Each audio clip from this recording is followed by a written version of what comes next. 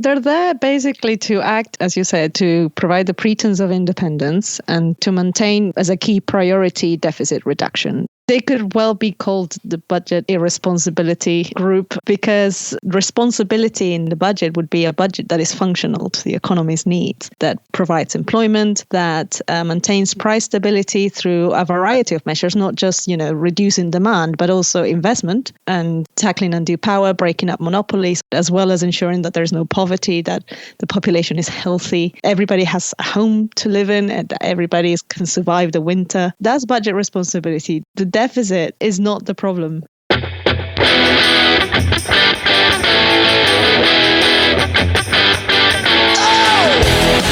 This is the MMT podcast with Patricia and Christian Riley. Hi, I'm Christian Riley and welcome to the Modern Monetary Theory podcast. You can find us on Twitter at MMT Podcast, and you can support the show by going to patreon.com/MMT Podcast. Support starts at $1 a month or £1 a month or whatever the equivalent is wherever you live. And no matter what level of support you give, you get early access to all of our episodes and patron-only episodes where you can ask me and Patricia MMT questions. A big thank you to all of our supporters so far. So this is just a little mini episode this week. It's a few hours until the UK Chancellor's spring statement, and we just wanted to provide some context that's often missing from commentary around this type of event. A big piece of that missing context being where the government's spending money actually comes from. I mean, you'd think it would be really salient, but somehow it always gets edged out of the picture on days when the government is about to announce what it's going to be doing, and by implication not doing, with its spending money. And that's because the government's spending money is typed into existence using keystrokes at its bank, the central bank. The central bank doesn't get to veto any government spending once Parliament's approved it. The UK government is the source of its own spending money, and it unequivocally can never run out of it. So here in the UK, to avoid putting the government in the uncomfortable position of saying that it just types money into existence and have us notice that the list of things it's willing to type money into existence for aligns perfectly with the interests of its donor class, we have these little rituals like budget days where the government pretends it's a beleaguered lone parent on the edge of bankruptcy, and we, the people, are its needy children asking for outlandish things like being able to breathe clean air and eat and just generally survive with some level of dignity, all of which is easily affordable without the government having to use the services of a payday lender or take a job at a house of ill repute. Anyway, there's lots more to say about all of this, and that's why we're on episode 129. So for an introduction to MMT, you can listen to our first 3 episodes. For more on how money creation works, you can listen to our episode 126. For more on why governments do this thing they like to call borrowing, which isn't really borrowing as you or I understand the word, you can listen to our episodes 30 and 31. For more on inflation, you can listen to our episode 128.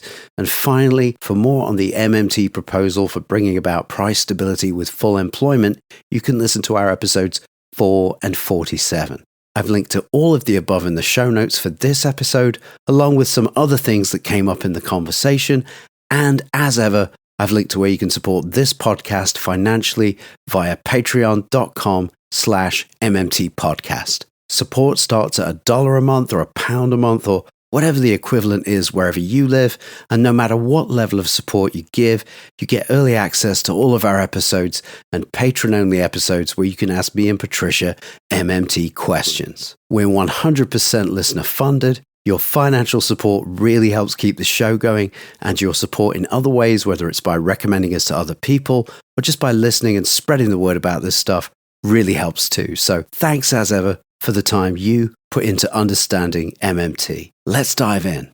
Welcome one and all to the MMT podcast. I'm Christian Riley. And I'm Patricia Pina. And we're going to be talking about the Chancellor of the Exchequer, Rishi Sunak's spring statement, which is generally thought of as an annual mini budget. For listeners from other parts of the world, the Chancellor is the person with the purse strings for the United Kingdom, and they deliver a spending and taxing plan in October every year.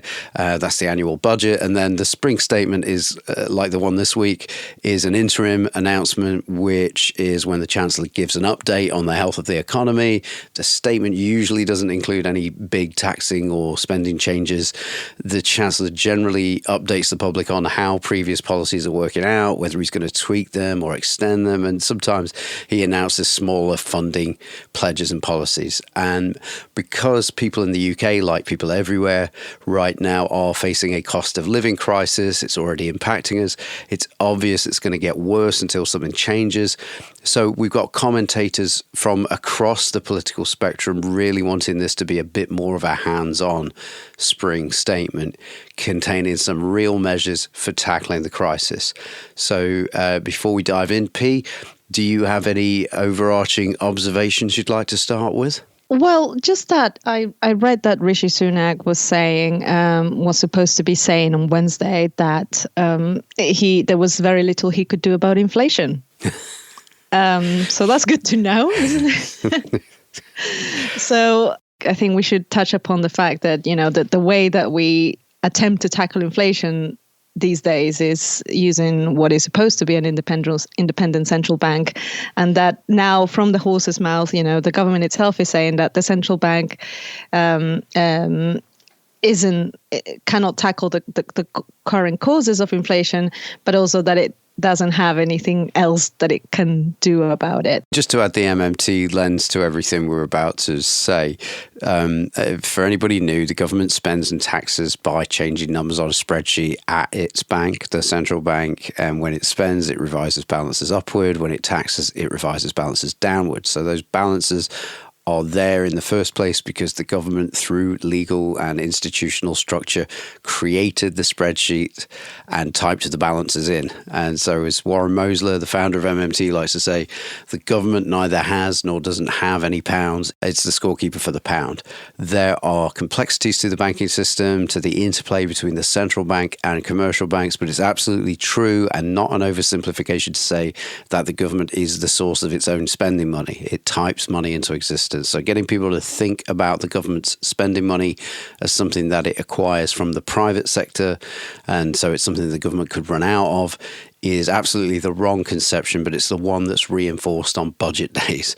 So a way to adjust your thinking when you're looking at coverage of these things is to think about Mosler's law, which is that there is no financial crisis so deep that a sufficiently large fiscal adjustment cannot deal with it. So if your crisis stems from a lack of money, we know where money comes from, where we can always add money or spending power to the economy through the public purse, especially if the private sector is unable to.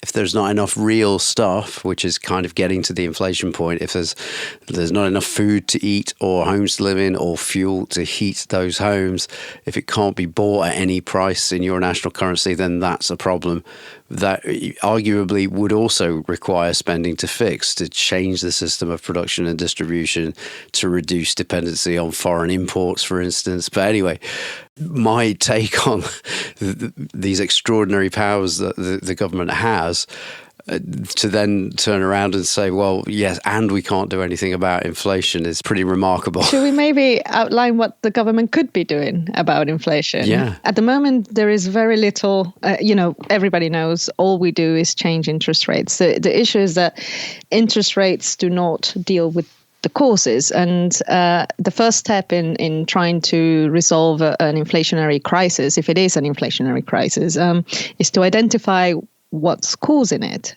So you can have very many different causes of inflation. You could have, as it is now, also political causes, sanctions on Russia and shortages of oil and gas, etc. Or you could have wage growth resulting in increased prices, in which case it might benefit some workers. You could also have profiteering and abusive price behavior by monopolies or duopolies or other types of oligarchy. And, that also the solutions for that will be very different depending on what the causes are. So the first thing to do is to identify what's happening. And then the government then has a number of options. It can institute political solutions like ending the war, or it could address abusive price behavior at home, or it could increase productive capacity if that's really the problem. If there are shortages of something, then investing in those industries which are facing shortages may be the best solution.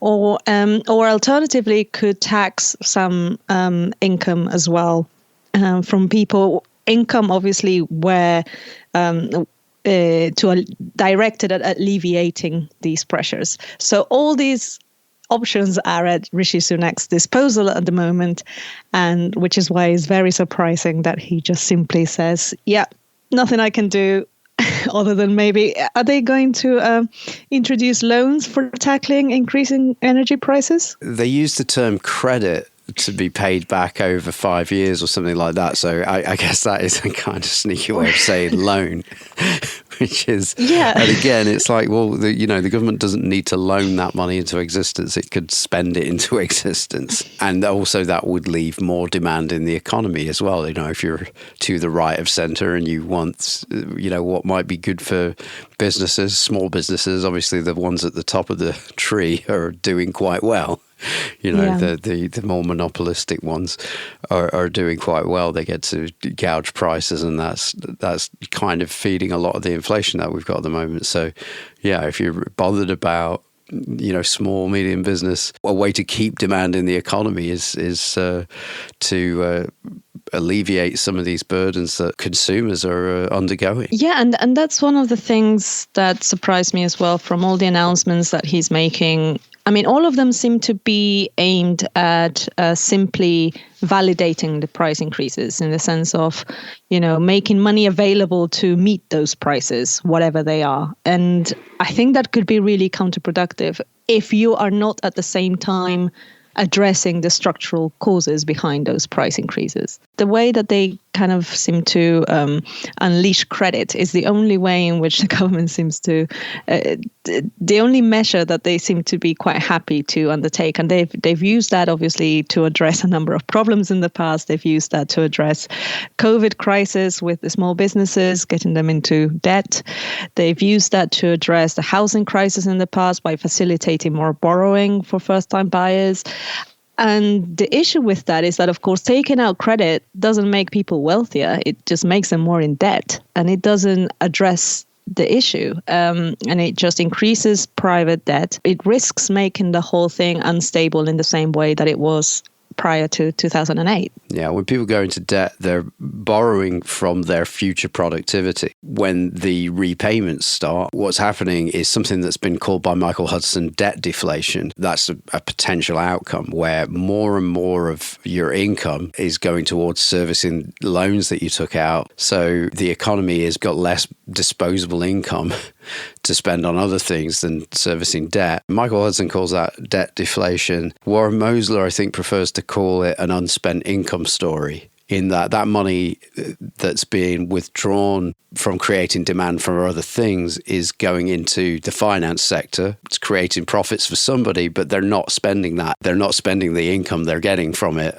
So therefore, it's an unspent income story, and unspent income equals unemployment. Don't you think that this whole kind of this over-reliance on facilitating credit, which is a strategy that the government has and has had for a long time, is now kind of working counterproductively with the measures taken?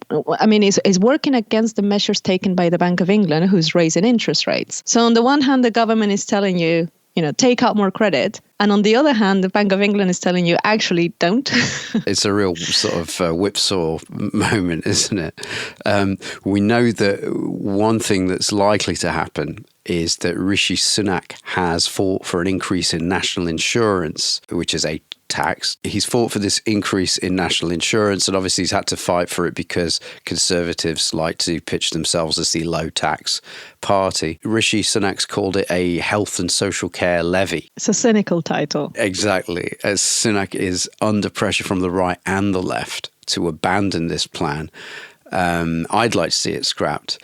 But because he's reportedly fought Boris Johnson for it, people think he's unlikely to let it go in this spring announcement. So I'm thinking maybe he could save face by delaying it and then hopefully delaying it inevitably. But anyway, even as lefties, for anybody new here, why do we not like this idea of a health and social care levy? To me, it's a way of blaming the NHS for the tax. It has nothing to do with the NHS. The government has been defunding and underfunding chronically the NHS for a very, very long time. And every time they impose a new tax or every time that they want to justify spending or taxation measures, they always blame it on the NHS. It's just to make more money available for the NHS. But that's obviously not their intention because politically they are against the NHS. So I think it's a very cynical framing of it. But the other reason as well is, of course, that it's going to hit the people who need the most income at the moment. It's not the right people to target. It's not going to target the causes of inflation. It's predicated, if anything, potentially predicated on the idea of, there's excessive demand in the economy. The economy is too hot, so we need to tax everybody for it. It's people on low incomes who are spending too much money. Obviously, that's not the case. That's not what's causing the inflation at the moment. Yeah, and there's a framing issue as well with calling it a health and social care levy. And our very first episode was about this, in that if you are encouraging the public to think that the government takes in money that just always existed out there somewhere and the government needs to get hold of it and you're the one that earned it and the government's taking it off you and then the government's piling it up and then spending it on health and social care. If people think like this, and a great many people do think like this because that's our experience of money, we have to get money before we can spend it. Whereas the macroeconomic point of view is recognizing that the government's not just another user of currency that's sitting alongside us trying to get money so that it can spend. It's on the other side of the equation.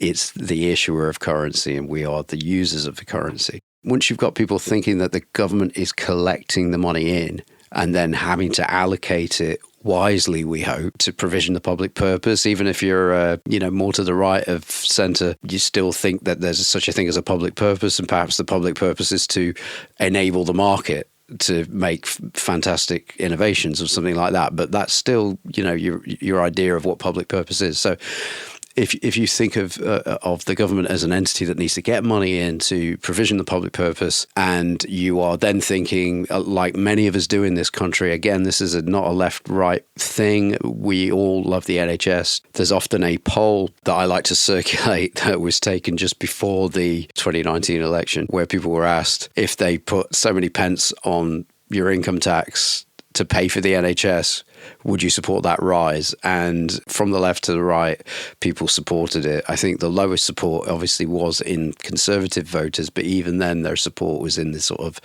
above 50%. So anyway, everybody loves the NHS. We love it so much we're going to provision it with what we think is our hard-earned money. I mean, really, we're provisioning it with our actual labour and our time as a society. But we love it so much we're happy to give up some of our spending power to support it. Once you've got people thinking about the government as an entity that collects in money and then needs to spend the money that we worked hard to make to spend it on something like the NHS, which we all agree is a good idea, then it opens the door for free market ideologues to then go, well, they're spending the money really badly. You should demand better efficiency, better value for your money that you're spending on the NHS. And at that point, they go, well, what would be a great idea is we can bring in agency workers to do this and piece this part of the NHS off to do that. The standard tactics that you want to do when you want to be, quote, an efficient business, quote unquote, an efficient business and extract more profits. And then you apply that to something like a public institution like the NHS, which isn't supposed to make profit. That's why the public provisions it. It all reinforces this idea that the NHS needs to be more efficient and streamlined. By that, we mean, hey, let's break it up. Let's privatise sections of it until it's all privatised. That's my problem with getting people to think about national insurance as a way to pay for the NHS. The NHS is a public service, right? So I don't mind putting targets on the NHS, but those targets have to be focused on the things that actually matter. Longer lifespans, improved health, mental and physical health, reduced waiting times. Those things are the things that matter in the NHS. It cannot be run, as you said, it cannot be about the bottom line. It is not a business. That's not the point of the NHS at the moment. Making these NHS trusts accountable on the basis of how much money they spend is the wrong focus. It should be about the real outcomes that's having elsewhere. This national insurance hike that they're characterising as a health and social care levy is being criticised on the right because they're like, taxes are bad. So we want to leave more demand in the economy. We can't afford to lose that demand in the economy, particularly at this time. There is this mentality that the government sector is a drain on the private sector, when it's actually the private sector, the market, what we call the market, is entirely dependent on government activity. So it's sort of an upside down understanding of how things actually work. And the health and social care levy, so-called, is being criticised from the left it's going to hurt families at a time that we really could do without it because we've got this cost of living crisis. And of course, the left generally, without that lens of seeing how government spends, the left generally is going to be, raise taxes to pay for the NHS. So the only reason the shadow chancellor is against that social care levy is just it's a temporary reason. When the left is thinking along the lines of, we need taxpayers' money to pay for the NHS and other things that we might think are good, like an education system and stuff, it puts them in the position of saying, well, we just can't do anything right now because Richard Branson won't pay his taxes, Alan Sugar won't pay his taxes, it's all these offshore things, and it basically sort of like gives the government a get out of jail free card. So moving on, also what we know is likely to be announced, because it seems it was leaked to the Daily Mail, is that fuel duty will be cut by 5 pence. So for every litre of petrol and diesel sold to people at UK petrol pumps, 57 pence of the price you pay is passed back to the government in fuel duty. And that's different to VAT. VAT is added to the overall price of the fuel as well. But both of those revenue streams just go back to central government. So through the MMT lens, that's money the government doesn't need for spending money. So what both of those taxes do is add to the price of the fuel you buy. So it makes sense, if part of our cost of living crisis is stemming from fuel prices, it makes sense to do something to bring that cost down. But I think it's pretty uncontroversial that cutting the duty by 5 pence probably won't do a lot because the price has shot up so significantly. Plus, there's no incentive for sellers to pass that cut in fuel duty on to consumers. But anyway, what do you think about that, Patricia?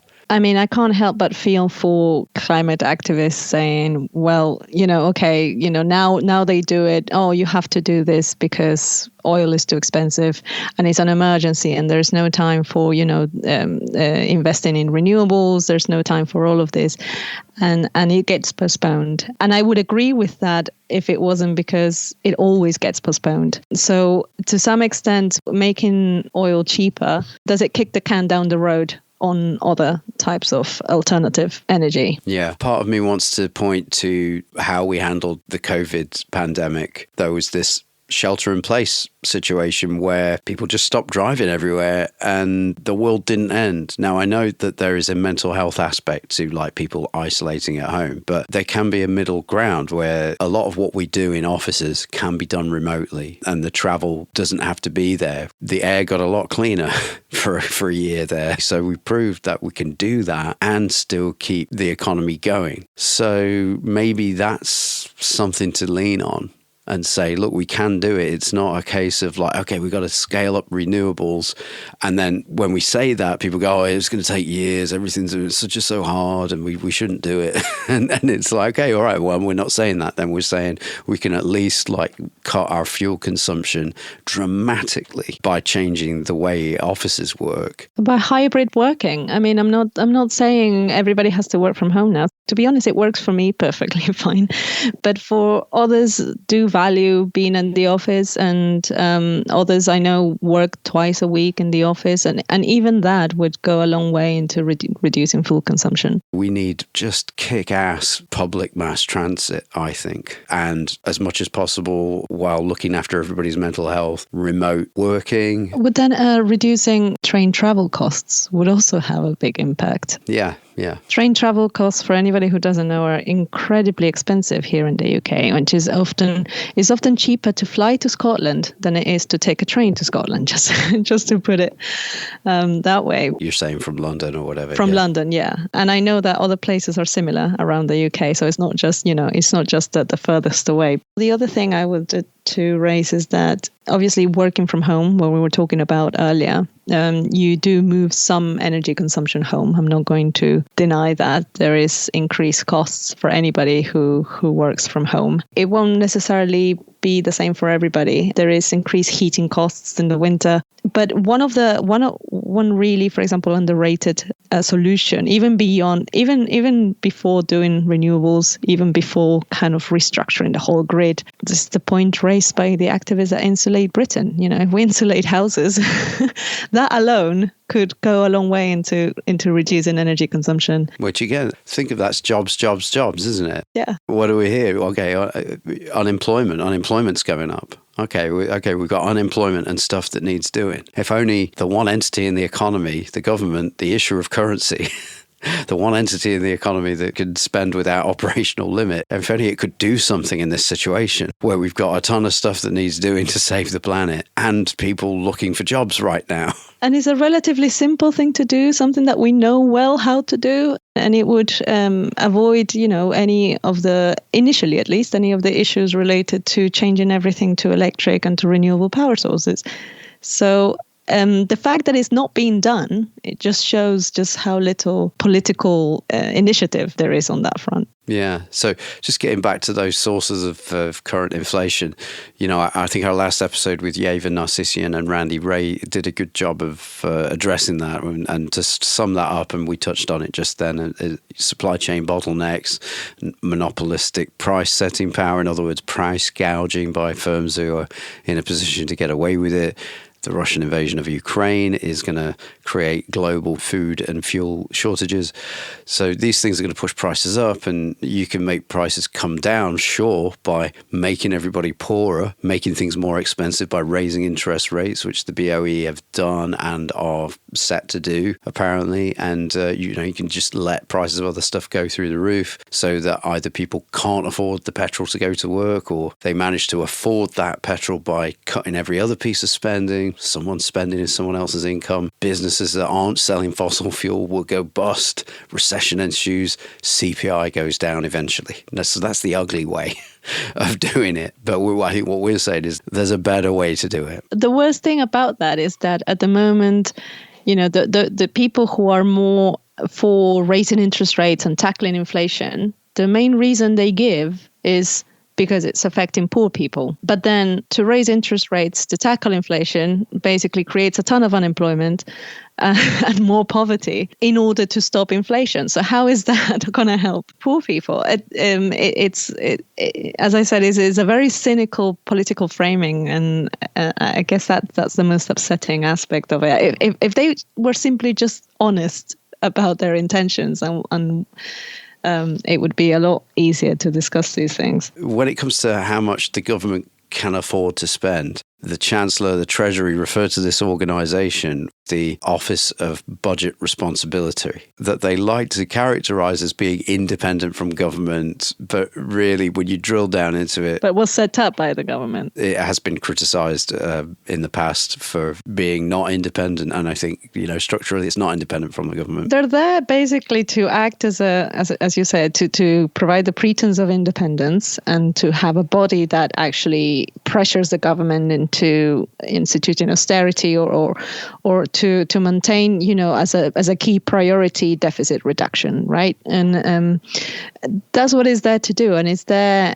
so that the government can then justify taking these unpopular measures in spending reduction, because now they have a supposedly independent body backing up those needs, basically their political needs. And but they could well be called the budget irresponsibility group, because the deficit is not the problem here. Responsibility in the budget would be a budget that is functional to the economy's needs, that provides employment, that maintains price stability through a variety of measures, not just reducing demand, but also investment and tackling undue power, breaking up monopolies. All that is part of a responsible budget, as well as ensuring that there's no poverty, that the population is healthy, that everybody has a home to live in, and that everybody can survive the winter. That's budget responsibility. The deficit is not even a consideration. I think it's basically,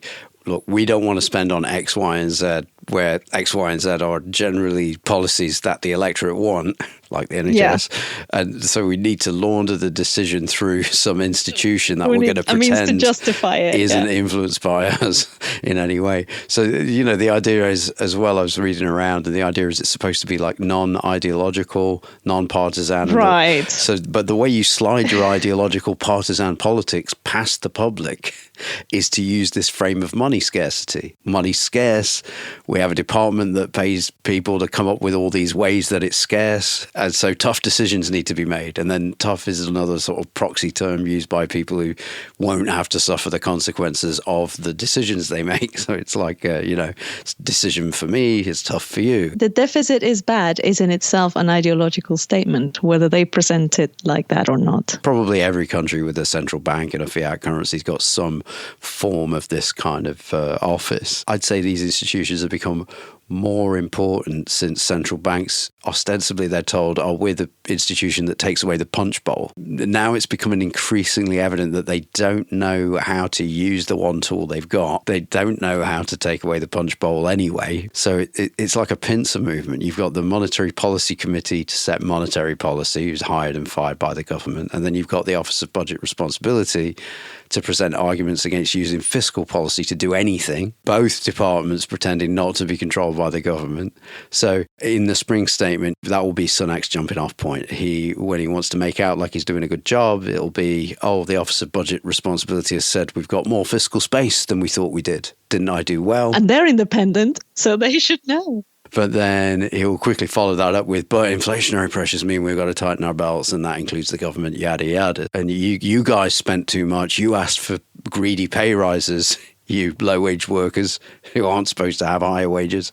So now we've got to make cuts. And so, I think, you can torture data any way you want to make whatever case you want once you've got people believing that there's an unbiased higher power that's just dryly counting the pounds and telling us that we've run out of money. I would say all the sort of non-progressive spending, let's call it non-progressive spending, defence and stuff like that always comes up as a result of an emergency. So at that point, they don't even ask the Office of Budget Responsibility, what's our fiscal position if we have to go to war? They just spend the money. So that's what I'm saying. Just having an Office of Budget Responsibility, I would say, is ideological. One last thing, though. The Office of Budget Responsibility was created by the shadow cabinet at the time, by Tories in opposition. And now they dictate how much leeway the government's got to spend on progressive things. So we could learn a lot from that. Opposition parties could learn a lot from that. A good thing for an opposition party to do right now is maybe start a shadow institution ready to replace the OBR. My preference is, you could call it the Chamber of Functional Finance. You could put out position papers, learning materials, and an alternative budget every year. One thing that you just reminded me about how the government does these things and pretends, sets up an institution to give out the illusion that it's being externally pressured into doing some things. And I might get a bit of flack for this. They use the EU in exactly the same way. During the austerity years, the EU was sending letters, putting pressure on the government. Obviously, legally, it couldn't force the government's hand, but it was putting pressure on the government to meet their budget balancing commitments under the EU treaties. And I remember the newspapers would pick up on this and use that as a stick to beat the then Labour government with, to keep them in check. One of the positives, if any positive, is that they can no longer hide behind the EU to do this. They can no longer put EU legislation as an excuse to not do certain things. So we have to really find a way to capitalize on that. And I don't think we currently are very well. I think until we set up some kind of entity that does real budgeting with real resources, which is what MMT is all about, they're always going to find some institution that's got the veneer of impartiality to defer to. Not so long ago, it was gold. Yeah. Gold says you can't spend this much money. You know, it's almost like an institutional tick in organizations. It's like they can't handle the, don't tell us we've got infinite spending power.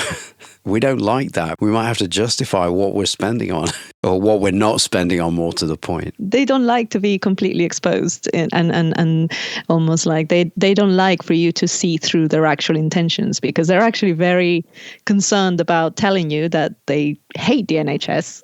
They don't believe in it.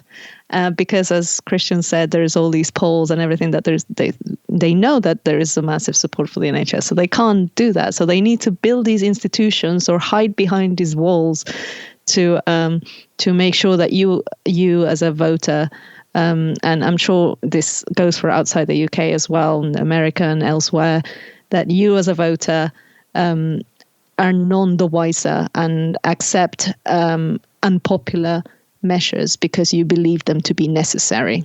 So, yeah, you know, in terms of what's likely to happen, I reckon scrapping the rise in NI is unlikely. This cut in fuel duty sounds like 99% likely to me. I mean, Sunak has proven, I mean, just on a psychological analysis type of basis, he obviously sees his role as maintaining austerity and what his version of budget responsibility, but he has cracked under pressure in the past, dealt with COVID in the way that he had to, really, and his hand was forced on that, I believe. I guess that shows that he will in the end do what he needs to do, but he has to be almost pushed into it. I think tweaking conditions so that the private sector does something wonderful and miraculous and gets us out of the climate catastrophe we're in. I know that Conservatives are going to hang on to that for as long as they can, but it's not consumer choices and private sector market stuff that's going to get us out of this catastrophe. You know, it needs to be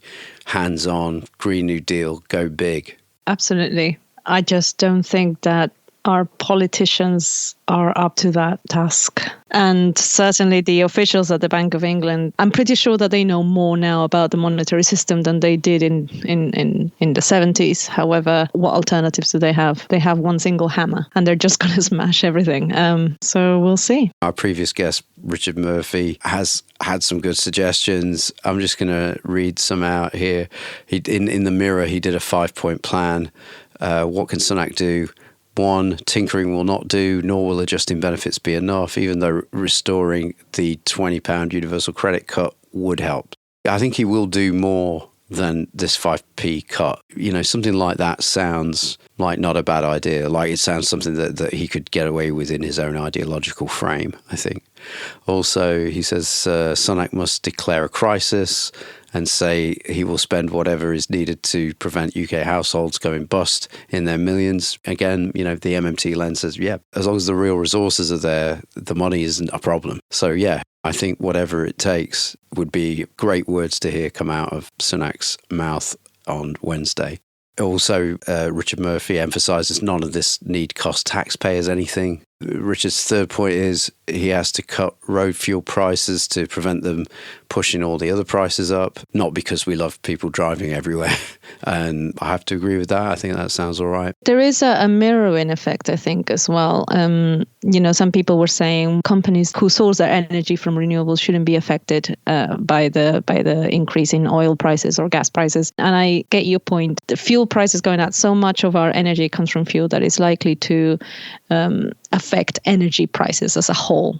And there will be some components as well that go into the renewable energy production that is dependent, a small part of it that is dependent on oil production and other source of energy. And so they're not entirely independent or disconnected, but Yeah, and there will be, of course, some profiteering as well.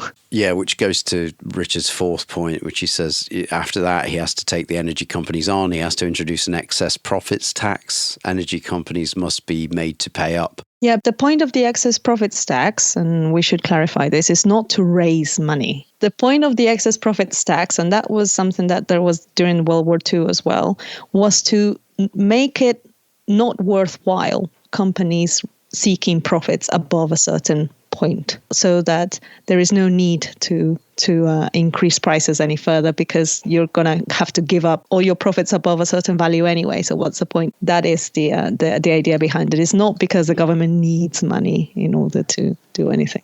And then his last point is, and then Sunak has to be really radical. We need subsidized household energy prices. That means requiring the price of energy consumed by an average household should be put back to their 2021 levels. The government must subsidize that, cutting costs. I'm just going to say, is that the only way to do that? Because it seems to me if you do a subsidy, then the government are funneling money into the people that you just a minute ago saying we need to tax their excess profits. You can do a selective subsidy in the sense of you need to make sure that people who need it the most do have access to energy. But I wouldn't simply say, oh, okay, well, all households now have £300 more to spend on energy, because that would only benefit the energy companies. So yeah, it might have to be a bit of both. That's going to do it for this episode.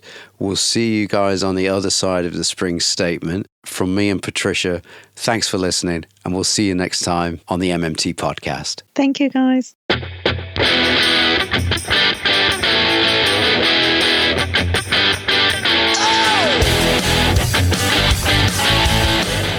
That was the MMT podcast with Patricia Pino and Christian Riley.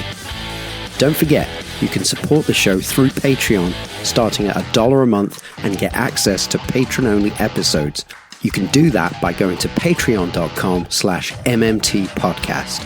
You can also find me on Twitter at MMT podcast, and you can find Patricia on Twitter at Patricia N. Pino, and you can email us at mmtpodcast@outlook.com. Thanks for listening, and we hope to hear from you.